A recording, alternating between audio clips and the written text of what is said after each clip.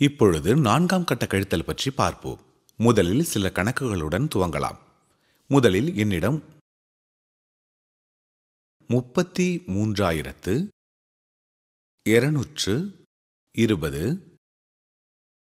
Minus 399 உள்ளது.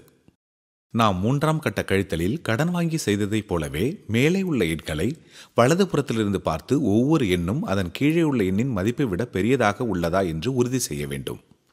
அப்போதுதான் ஒரு பெரிய எண்ணிலிருந்து சிறியதை கழிக்க முடியும். வேறு வழியில் செய்வதற்கு உங்களுக்கு நெகட்டிவ் எண்களை பற்றி தெரிந்திருக்க வேண்டும். எனவே மேலே உள்ள எண்கள் கீழே உள்ள எண்களை விட பெரியதாக உள்ளனவா என்பதை உறுதி செய்ய வேண்டும். நல்லது, இதை உடனடியாக பார்ப்போம். 0 என்னும் எண் 9ஐ விட மதிப்புள்ளது அல்ல. எனவே 0ஐ மதிப்புள்ளதாக்க கடன் வாங்கியாக வேண்டும். எனவே நாம் 1ஐ கடன் வாங்குகிறோம். சிலர் சொல்வது போல 10வது இடத்திலிருந்து 1ஐ கடன் வாங்குவதால் நாம் வாங்கும் கடன் 10 ஆகிறது என்றாலும் சுருக்கமாக 1 என்கிறோம். இந்த 2லிருந்து பெறும் 1 10 ஆகிறது. 2லிருந்து கடன் வாங்கிவிட்டதால் அந்த 2 இப்பொழுது 1 ஆகிவிட்டது.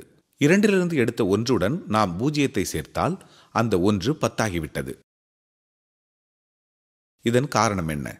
உண்மையாகவே அந்த 1ஐ 10இன் மதிப்புள்ள அடுத்த இடத்திலிருந்து பெற்றதால்தான். 2லிருந்து 1ஐ எடுத்து 0க்கு முன் வைத்தவுடனே 1 10 ஆகிவிடுகிறது. முன்பு 2 இருந்த இடத்தில் இப்பொழுது 1 இருக்கிறது. இது அதன் கீழ் வரும் 9ஐ விட சிறிய எண். எனவே அடுத்த இடத்தில் இருக்கும் 2லிருந்து 1ஐ கடன் வாங்குவோம். இப்பொழுது இந்த எண் 2 1 ஆகிவிடும். இந்த 1 11 ஆகிவிடும். இப்பொழுது நம்மிடம் உள்ளவை யாவை? 9ஐ விட மதிப்புள்ள 10ம் அடுத்த இடத்தில் 9ஐ விட மதிப்புள்ள 11ம் உள்ளன. 1 அதன் கீழுள்ள 3ஐ விட மதிப்பு குறைந்தது. எனவே மறுபடியும் கடன் வாங்கியாக வேண்டும். இதனால் என்ன ஆகும்? இந்த 1 என்பது 11 ஆகும். அடுத்த இடத்தில் உள்ள 3 என்பது 2 ஆகிவிடும்.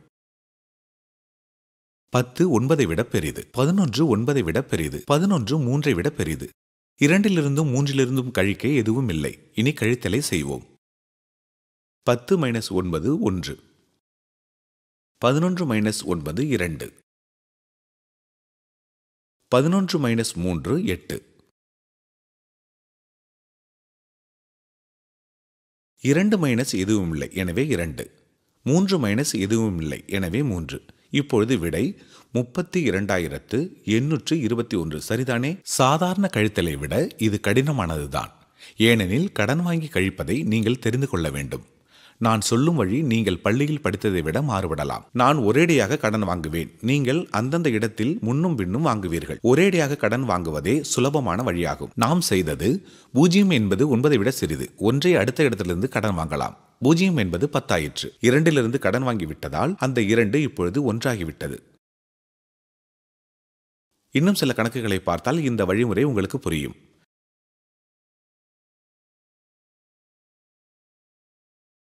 என்னிடம் 25,633 மைனஸ் 578 இருந்தது என்றால் அதே பயிற்சிதான். வலது மேல் வரிசையிலிருந்து துவங்குவோம். மேல் வரிசை எண்கள் கீழ்வரிசை எண்களை விட அதிக மதிப்புள்ளவையா என்று உறுதி செய்ய வேண்டும். 3 என்பது 8ஐ விட மதிப்பு குறைந்தது. எனவே நாம் கடன் வாங்கியாக வேண்டும். அப்பொழுது 3 என்பது 13 ஆகிவிடும். கடன் கொடுத்த 3 இப்பொழுது 2 ஆகிவிடும். 3லிருந்து பெற்ற 1ஐ முதல் இடத்திற்கு கொண்டு சென்றதால் அந்த 3 இப்பொழுது 2 ஆகிவிட்டது. அந்த 1 இங்கு உள்ளது. இப்பொழுது 13 8ஐ விட பெரிது. அடுத்த இடத்தில் உள்ள 2 கீழே உள்ள 7ஐ விட சிறிது. இப்பொழுது 2 12 ஆகும். நாம் மறுபடியும் அதற்கு அடுத்த இடத்திலிருந்து கடன் வாங்க வேண்டும். இந்த 6 5 ஆகிவிடுகிறது.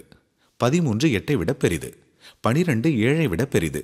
அடுத்த இடத்தில் உள்ள 5 என்பதும் கீழே உள்ள 5 என்பதும் சமமானவை. 5 மைனஸ் 5 0 ஆகும். இந்த 5 கீழே உள்ள 0ஐ விட பெரிதாக இருப்பதாலும் இந்த 2 கீழே எதுவும் இல்லாமல் பெரிதாகவே இருப்பதாலும் நாம் கழித்தலை துவங்கலாம். 13 மைனஸ் 8 என்பது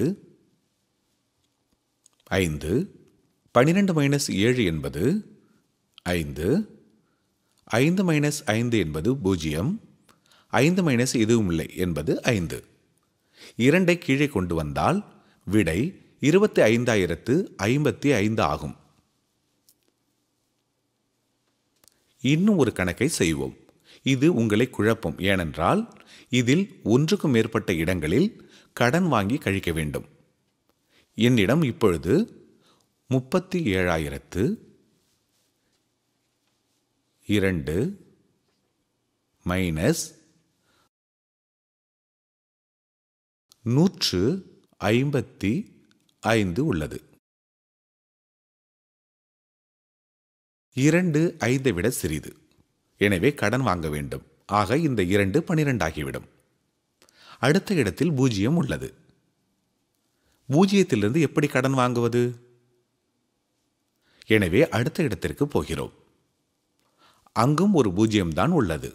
இனி அடுத்த இடத்தை பார்ப்போம்.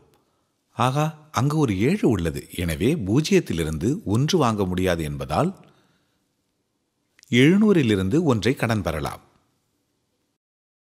ஆக 700 மைனஸ் 1 என்ன வரும்? அது 699 ஆகும். எனவே 700 என்பது இப்பொழுது 699 ஆகிவிட்டது. நாம் மீண்டும் எண்களை சரிபார்ப்போம். 12 5ஐ விட பெரிது. 9 5ஐ விட பெரிது. 9 1ஐ விட பெரிது. 6இல் எதையும் கழிக்க வேண்டியதில்லை. 3லும் எதையும் கழிக்க வேண்டியதில்லை. 12 மைனஸ் 5 7. 9 மைனஸ் 5 4. 9 மைனஸ் 1 8. 6 மைனஸ் எதுவும் இல்லை. எனவே 6. 3 மைனஸ் எதுவும் இல்லை. எனவே 3. எனவே கணக்கை செய்து முடித்து விட்டோம். விடை 36,847 ஆகும். இன்னும் ஒரு கணக்கை செய்ய நேரம் இருக்கிறது. என்னிடம் 3201 உள்ளது. அதிலிருந்து 502ஐ கழிக்க வேண்டும். அதே பயிற்சி. 1 என்பது 2ஐ விட சிறிது. ஆக கடன் வாங்க வேண்டும். 1 என்பது 11 ஆகிவிடும். ஆனால் 0த்திலிருந்து கடன் பெற முடியாது. எனவே இந்த 20லிருந்து தான் பெற வேண்டும். நல்லது. 20 மைனஸ் 1 என்றால் அது 19 ஆகிறது. மீண்டும் இதை பரிசோதிப்போம். 11 2ஐ விட பெரிது. சரி. 9 0ஐ விட பெரியது. சரி. 1 5ஐ விட பெரியது அல்ல. எனவே கடன் வாங்க வேண்டும். இப்பொழுது 1 11 ஆகிவிட்டது. இதை அடுத்த 3லிருந்து பெற்றதால் அந்த 3 2 ஆகிவிட்டது. 11 2ஐ விட பெரிது. 9 0ஐ விட பெரிது. 11 5ஐ விட பெரிது. 2லிருந்து எதையும் கழிக்க வேண்டியதில்லை. இனி கழித்து பார்க்கலாம். 11 மைனஸ் 2 என்பது 9. 9 மைனஸ் 0 என்பது 9. 11 மைனஸ் 5 என்பது 6. 2 மைனஸ் எதுவும் இல்லை. எனவே 2.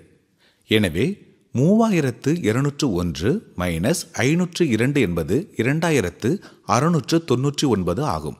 நீங்கள் இப்பொழுது 4ஆம் நிலை கழித்தலை முயற்சி செய்யலாம். கடன் வாங்குவதை முதலில் நினைவில் கொண்டு மேலுள்ள எண்கள் அனைத்தும் கீழே உள்ள எண்களை விட பெரிதாகவோ அல்லது சமமாகவோ இருக்குமாறு உறுதி செய்யுங்கள். பின்னர் வழக்கமான கழித்தலை தொடரலாம். இதுவரை ரசித்திருப்பீர்கள். மீண்டும் சந்திப்போம்.